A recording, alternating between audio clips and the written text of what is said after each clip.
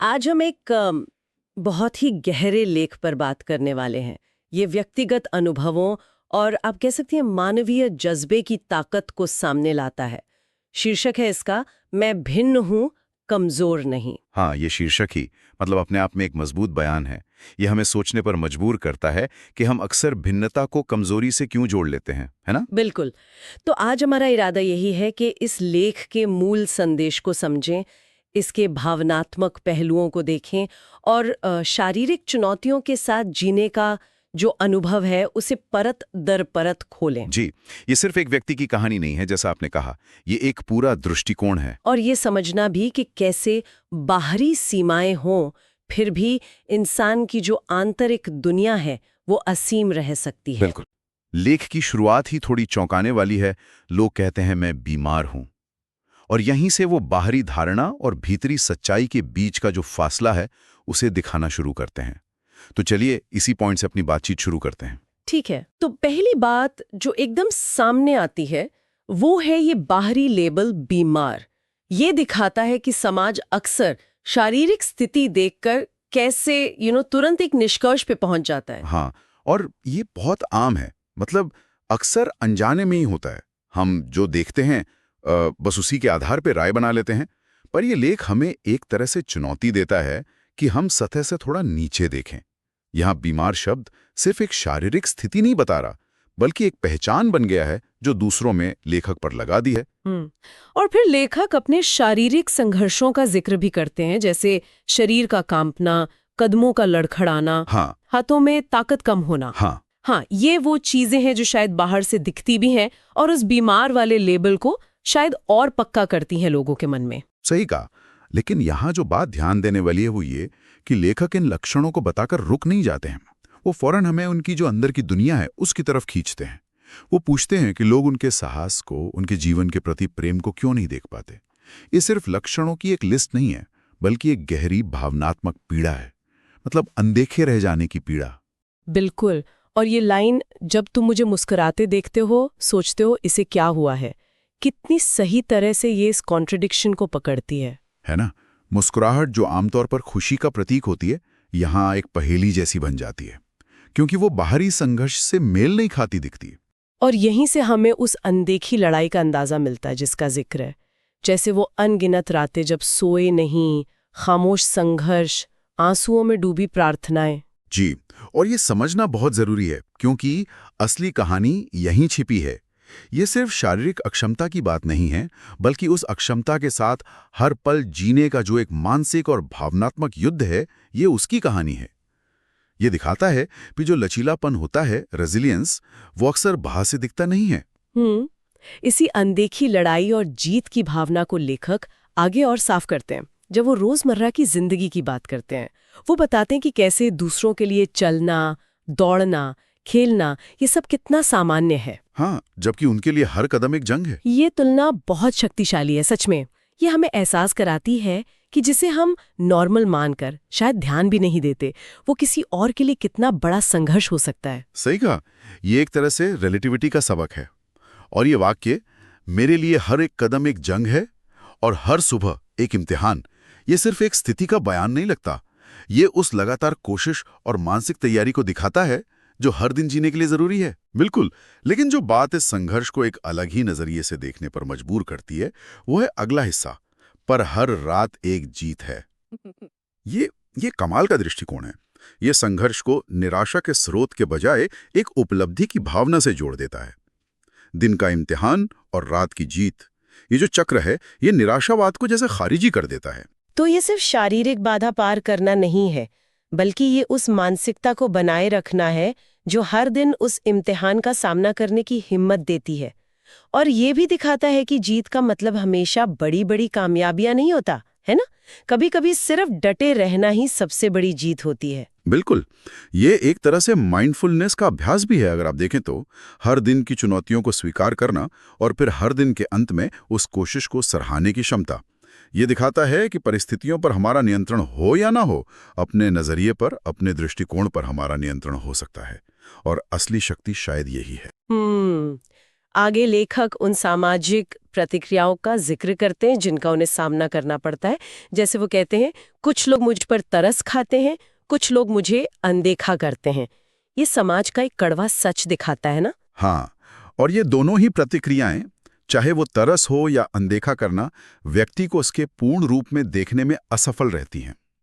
तरस जो है वो व्यक्ति को उसकी सीमा तक सीमित कर देता है, उसे एक बेचारा बना देता है। और अनदेखी तो जैसे उसके अस्तित्व को ही नकार देती है। बिल्कुल, दोनों ही कहीं ना कहीं अपमानजनक भी हो सकती हैं। लेकिन लेखक इन प्रतिक्रियाओं से ऊपर उठते हैं। वो कहते हैं, पर मैंने सीखा है। और फिर कहते हैं, मेरी कहानी दया की नहीं, यह प्रेरणा की है। ये एक सचेत चुनाव है अपनी कहानी का नियंत्रण अपने हाथ में लेने का। जी, और ये बहुत ही महत्वपूर्ण बदलाव है। ये पीड़ित होने की जो भूमिका है उसको अस्वीकार करना है। यहाँ दया को इसलिए नकारा जा रहा है क्योंकि वो अक्सर शक्तिहीनता से जुड़ी होती है। इसके उलट प्रेरणा जो है वो सक्रियता, शक्ति और संघर्ष करने की क्षमता पर केंद्रित है। लेखक अपनी कहानी को दया के ऑब्जेक्ट के बजाय प्रेरणा के स्रोत के रूप में पेश कर रहे हैं। और ये सिर्फ उनके लिए नहीं, बल्कि हर उस इंसान के लिए एक शक्तिशाली संदेश है जो किसी भी चुनौती का सामना कर रहा है कि आप अपनी कहानी के नायक खुद बन सकते हैं। क्या बात है। और इसी प्रेरणादायक दृष्टिकोण को वो और मजबूती देते हैं जब वो कहते हैं, मेरा शरीर भिन्न हो सकता है, पर कोई बीमारी मेरे सपनों को मार नहीं सकती। मेरा मन अब भी किसी पहाड़ से ज्यादा मजबूत है। क्या खूब कहा है।